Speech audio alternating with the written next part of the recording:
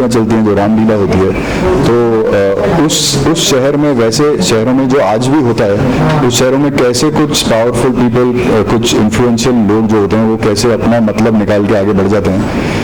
वैसी बहुत सी चीज़ें हैं जिनको पिक्चर में दिखाया गया है, और वैसा ही एक जिना है ओंकार।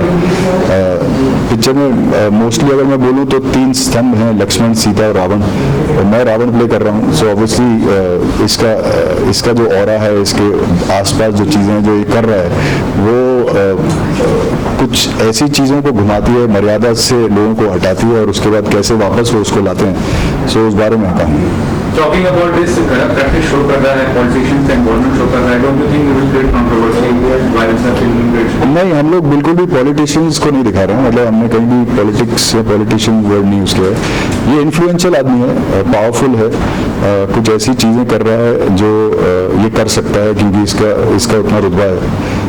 So we are not at all targeting any politician, not at all targeting any party. And talking about your co-star Vijay Kalesa is there, other co-stars, how was working with them, Alka ma'am is there. Yeah. So what co-stars you guys work? See, definitely Alka ji, Vineet Kumar sir, Vijender Kala, Kawaljeet sir, इन सब के साथ काम करके बहुत मज़ा आया। सब दिग्गज हैं, सब थिएटर के हैं, FTI के हैं, NHD के हैं, और इनके 30, 35, 40 सालों के एक्सपीरियंसेस हैं। So it was wonderful working with them. मेरा एक मेजर पार्ट जो था पिक्चर को हाँ बोलने का, वो ये भी था कि राकेश भाई is from a theatre background, he is Naseer साहब्स मेन मैन, और उनके आसपास जितने भी लोग थे वो सारे दिग्गजों को वो लेकर आ रहे थे पिक्चर के अंदर।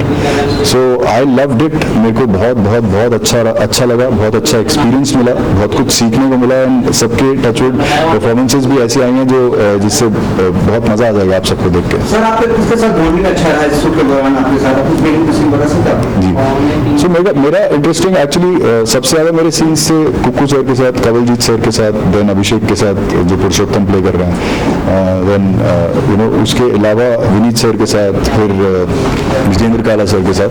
तो उसमें बहुत ऑब्वियसली सी नोकझोंक रहती है, और मजाक तो हंसी मजाक बहुत चलता ही है, क्योंकि अगर आप 20-30 दिन एक ही शहर में रह रहे हैं जहाँ पे और कुछ करने के लिए नहीं है, तो आप अपने आप में ही एंटरटेन करेंगे एक दूसरे को।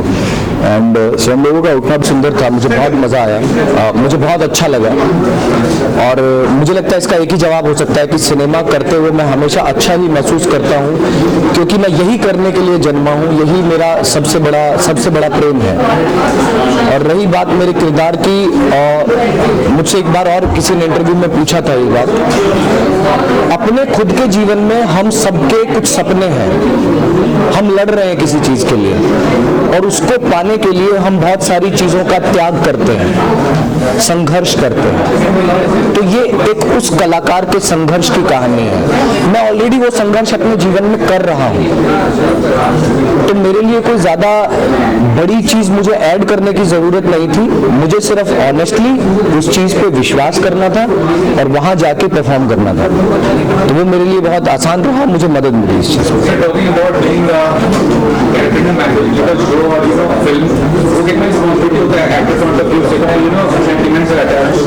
एज एन एक्टर आप कोई भी किरदार निभाइए, आप फुल्ली 100% रिस्पॉन्सिबल होते हो उस चीज़ के लिए कि जिस किरदार को आप निभा रहे हो आप 100% उस समय ऑनेस्ट रहें, क्योंकि ऑडियंस आपको पैसा दे के देखने आ रही है, और वो पैसा उसने अपने खून पसीने की कमाई से कमाया है, और वो भी विश्वास पे तुम्हें देखने आया है।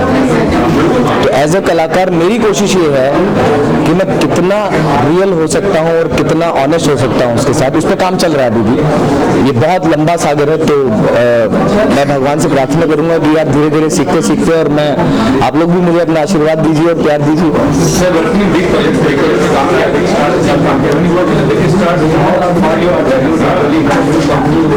दोबारा कहिए। हाँ,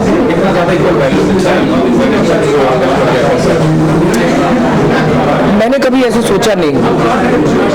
मैं जब भी कभी किसी भी फ्रेम में गया तो मैं बहुत वैल्यूएबल था अपने लिए।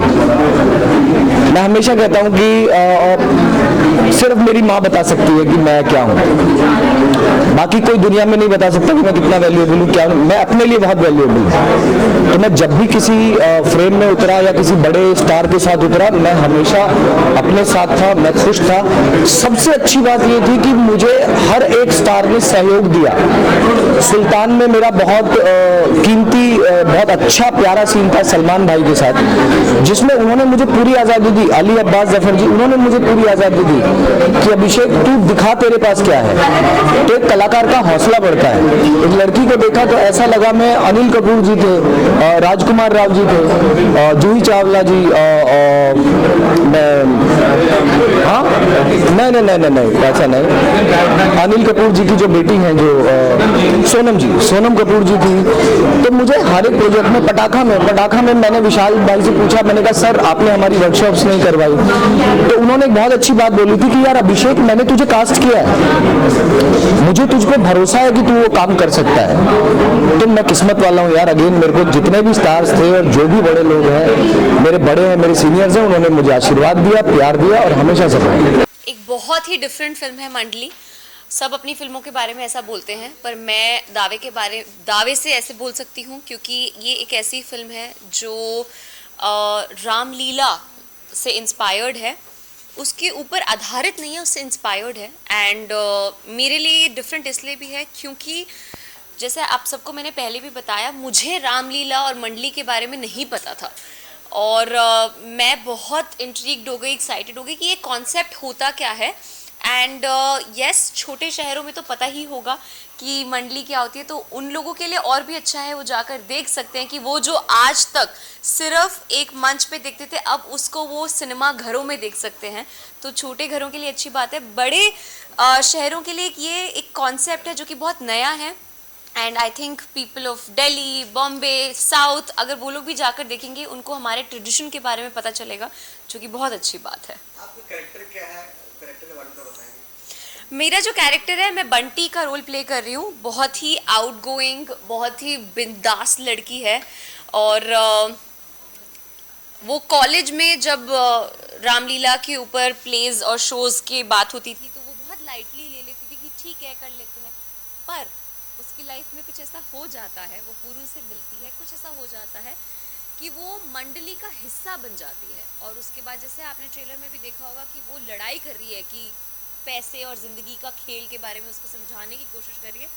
तो ये एक बहुत इम्पॉर्टेंट कैरेक्टर ये है कि एक जैसे बोलते हैं ना कि घर बसाने में और घर उजाड़ने में हमेशा औरत का हाथ होता है, आप ऊपर भी लेके जा सकते हैं, गिरा भी सकती है। तो ये वही औरत है जिसको ऐसा लग रहा है कि शायद उसका पार्टनर नहीं समझ पा रहा है कि सही क्या है, गलत क्या है, और उसको आगे तक बढ़ाने में उसका क्या संघर्ष है, उसके बारे में दिखाया जाएगा। बेस्ट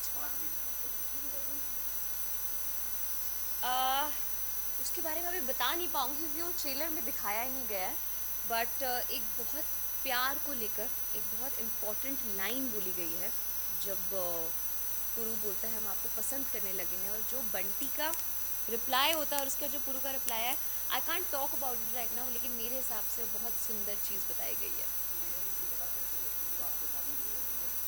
कोई weird scene behind the scenes मैं वियर्ड क्या होता है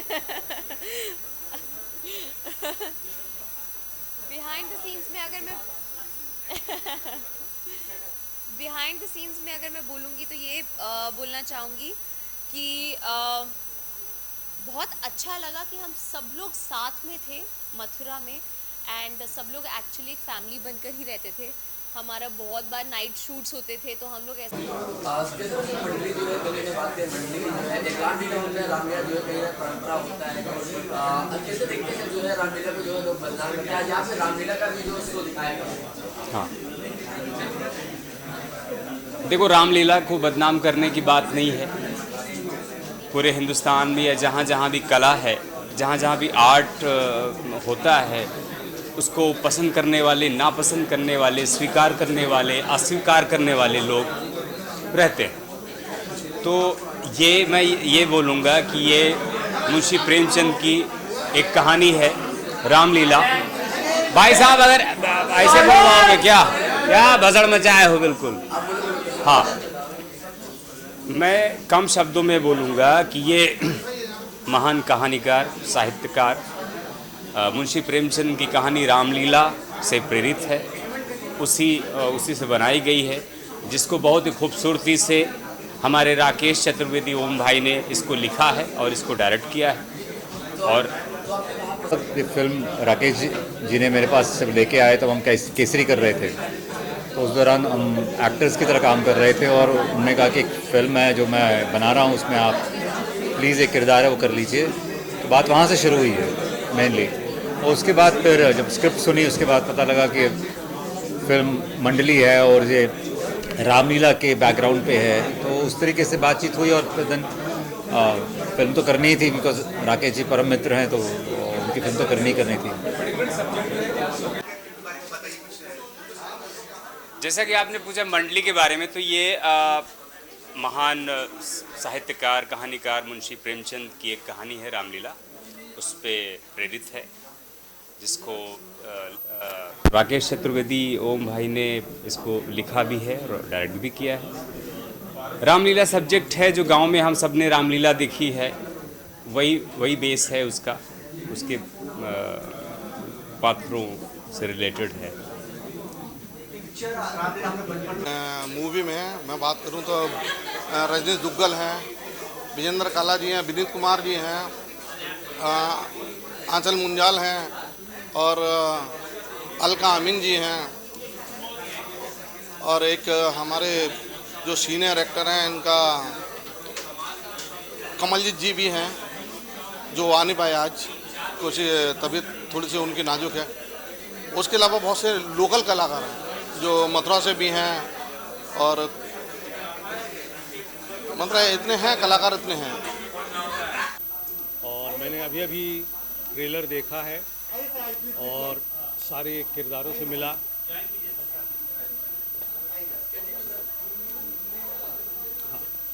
बोलूं? देखिए, मंडली शब्द तो तभी से शुरू होता है जब बच्चे होते हैं हम, और अपने अपने मोहल्ले में एक ग्रुप बनाते हैं और नाटक करना शुरू करते हैं या कोई भी एक्टिविटी शुरू करते हैं। सबसे पहले तो सुपर हिट टाइटल है इसका मंडली, क्योंकि मंडली एक घरेलू शब्द है। दूसरा, फिल्म में रामलीला के ऊपर है। रामलीला हमारे नस में है, खून में है, लेकिन मॉडर्न ज़माना, टीवी आने के बाद, फिल्म आने के बाद रामलीला की भीड़ कम हो गई और थोड़ा सा वो उसकी जो गरिमा है, गरिमा तो वैसे है, मतलब स्टैंडर्ड जो है थोड़ा सा छोटे बड़े एक्टर, बिजी एक्टर, तो वो स्तर थोड़ा सा कम हो गया। लेकिन कुछ सालों में वापस वो जोश पकड़ रहा है जो तुलसीदास जी ने वर्णन किया है। इस फिल्म में जो मैंने ट्रेलर देखा, I was very impressed to go back to that Ramlila which I have seen in Banaras. तो मुझे ऐसा लगा कि वापस 15 साल के बाद एक जमकट आ गया कि मैं वापस बनारस पहुंचा। हालांकि उन्होंने मथुरा में शूट किया हुआ है, तो मैंने बनारस में देखी हुई है। So I am really looking forward to see this film, and this film is for all the people who love Ram ji, who love Ramayana, who love Mahabharat, and have, because all these epics have great values, और आज की नई generation को उन values की बहुत ज़रूरत है। बहुत पिक्चर आ रही है, सब लोग देखें और एंजॉय करें। एक नए तरह का सिनेमा जो कि पूरी तरह से मनोरंजन आपको देगा और एक ऐसी दुनिया दिखाएगा जो आज तक हिंदी सिनेमा में मेरे हिसाब से नहीं दिखाई गई है।